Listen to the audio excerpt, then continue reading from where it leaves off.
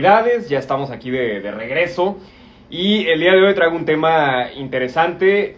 Poca gente lo ha de recordar, mucha gente no se enteró porque fue un tema relacionado con el ejército.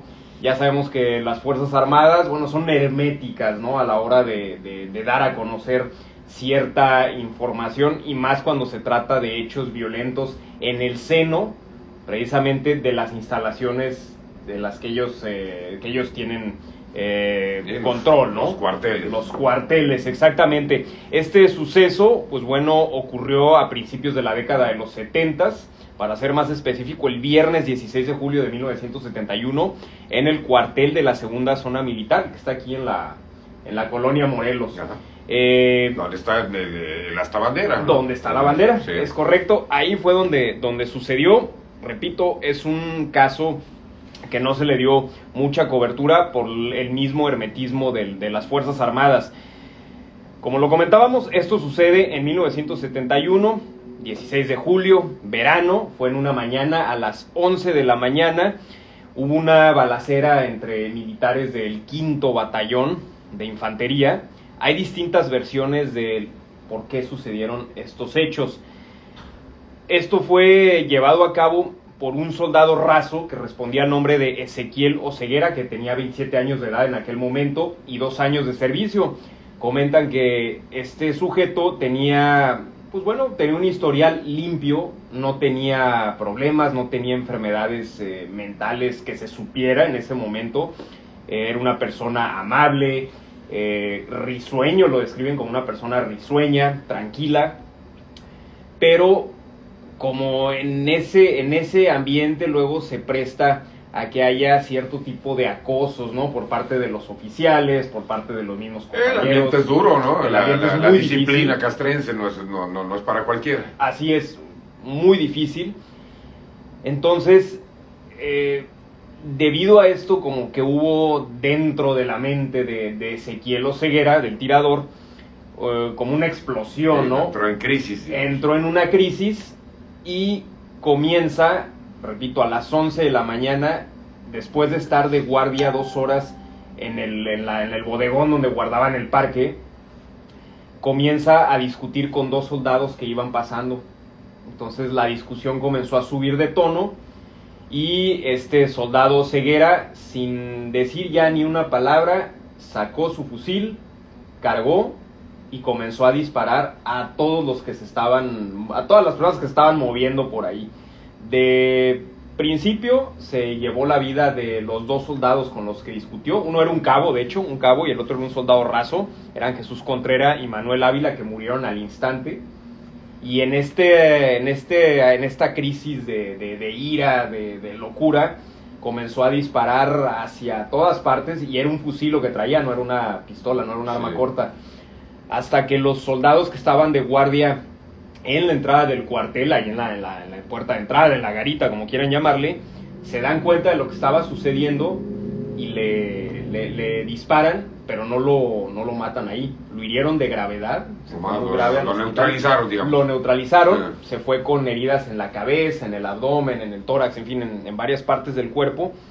Pero ya para esto, pues bueno, había 2 muertos ahí y heridos, muchos heridos, 3 heridos es lo que se contabiliza de gravedad, y pues ya se los llevaron a distintos hospitales, ¿no? Comentan las crónicas de la época que se llevan a los heridos al hospital Fray Junípero Serra, que es el del Iste, y al hospital civil. Esa tarde, pues bueno, mueren 2 soldados más hospitalizados. Al día siguiente muere otro soldado más, y al día lunes, el lunes 19 de julio es cuando muere el agresor. O sea, en total fueron 6 militares que este sujeto dio de baja, incluido él, sí, y uno que estaba herido pero que alcanzó a librarla, ¿no? Todos traían disparos en el cráneo, en el pecho y en el abdomen, de acuerdo a los reportes médicos y del forense. Hubo mucho hermetismo por lo mismo. Fue por la presión mediática que hubo esos días, que el sábado 17 sale un coronel a dar información, ¿no? a los medios de lo que había sucedido, pero fue muy pequeño, muy breve lo que comentó. salvo que había habido una riña ahí, que hubo varios heridos y fue todo, ¿no? Todo lo que se sabe fue pues por los médicos que atendieron, por los mismos familiares de los soldados que fueron víctimas de este sujeto Oseguera, que es muy curioso porque este señor tenía un historial, como lo comentábamos, limpio, no tenía antecedentes de problemas mentales. Está la versión más fuerte del acoso, que constantemente sufría burlas, que sufría insultos, que sufría abuso físico también por parte de los oficiales y de los compañeros, por parte de la tropa, ocasionando este ataque de furia, ¿no? Sí. Otras versiones manejan de que estaba bajo los influjos de alguna sustancia. Se dice que fumaba marihuana. Esto no se ha podido comprobar del todo, ¿no? Todo indica que fue lo primero. Pero en 1990, algunos compañeros de Ezequiel Oseguera, de este soldado, comentaron que días antes lo notaban ya muy raro a él, que lo notaban muy serio, taciturno, que no comía bien, que no dormía bien, incluso físicamente notaron algunos cambios, lo veían demacrado, lo veían pálido y que hablaba solo. Entonces, pues posiblemente estemos ante un cuadro de esquizofrenia o algo que hizo que este sujeto enloqueciera, ¿no? Pero fue un caso no muy sonado en ese tiempo por lo mismo de que no se dio mucha información al respecto. Se comenta con los que años comenzó a trascender poco a poquito, ¿no? Se comenta que hasta en el entierro hubo ahí diferencias, ¿no? Porque todos los soldados que mueren los entierran juntos y en tumbas continuas, ¿no? En tumbas seguidas. Y a Oseguera no. Obviamente, pues no se sabe dónde está sepultado, no pude encontrar esa información, pero no lo sepultaron con los demás compañeros. Obviamente, pues yo creo que los mismos familiares no lo iban a permitir, ¿no? Y las familias de las víctimas pidieron indemnización, pero pues nunca hubo nada, ¿no? Ya para esta época, pues bueno, sería ya casi imposible que hubiera algún tipo de indemnización por parte del ejército, ¿no? Mucha gente, pues ya que estaba ahí, yo creo que ya ni están vivos. Claro. Porque ya, pues más de 50 años que sucedió esto.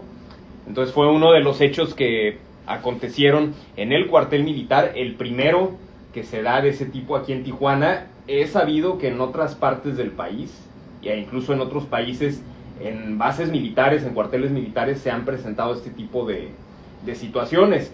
Lo que yo pienso, no soy psiquiatra ni psicólogo, es que precisamente por la presión mental que reciben los soldados, pues desencadenan, yo creo, algunos padecimientos mentales que traían ahí guardados. Pues sí, que probablemente se los fue cargando en silencio durante una temporada hasta que entró en crisis. Hasta que se entra en crisis. Sí. Y esto es lo que comentábamos fuera del aire, me recordó a la película de Kubrick, de Full Metal Jacket, con el recluta Gomber Pyle, que le pasa algo muy similar a lo que le sucedió a este soldado Oseguera, que a lo mejor hasta Kubrick supo del caso. De ahí se habrá inspirado la historia. Pues puede ser, ¿no? Pudiera ser, uno no sabe, ¿no? Pero fue un caso pues muy negro en la historia de la ciudad, y más que se trata de un personaje, de una persona pues que no tenía antecedentes pues malos, o sea, lo escriben como de violencia, como un buen tipo y sin enfermedades mentales que se supieran, ¿no? Al momento. Y es que generalmente este tipo de casos los militares o los castrenses lo mantienen generalmente muy ocultos, ¿no?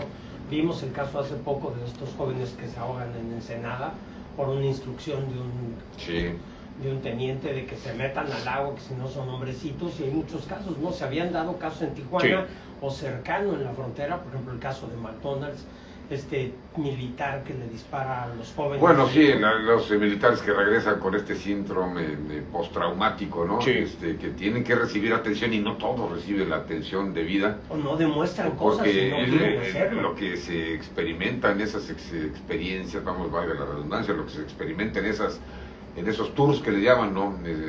Afganistán, Irak, etcétera. Vietnam. Sí, en todas las incursiones militares es muy duro, ¿no? Entonces no todas las personas lo asimilan de igual manera. Entonces, pues es una responsabilidad, creo yo, de las Fuerzas Armadas ir siguiendo el estado, la condición mental de aquellos que regresan y se reintegran a la sociedad. No todos están en condiciones.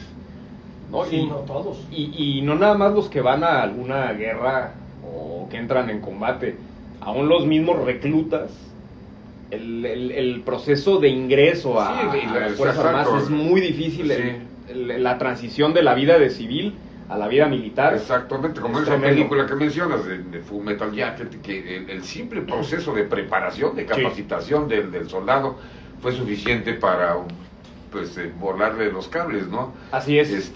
Ya no necesariamente estar en una experiencia de combate, que es Traumático. todavía más fuerte, ¿no? Que esa película es una especie de crítica por parte de Kubrick a las Fuerzas Al Armadas, Justamente al eso, sistema. sí. Fue una crítica, muy buena película, por cierto, la recomiendo, Full Sí, Metal claro. Jacket se llama. Bueno, pues todas las Eh, películas de Stanley Kubrick No, son son extraordinarias, lo ¿no? máximo, ¿no? La verdad. Pero esa en especial, la que estamos hablando hoy, es muy similar a lo que pasó Mira. aquí en Tijuana en el cuartel. Hechos, los que relatas, ocurridos en julio de 1971. Así es, 16 de julio de 1971 a las 11 de la mañana comenzó el tiroteo en el cuartel Bueno, militar. pues mira, tal vez un suceso histórico no grato, pero pues parte de la historia de esta ciudad.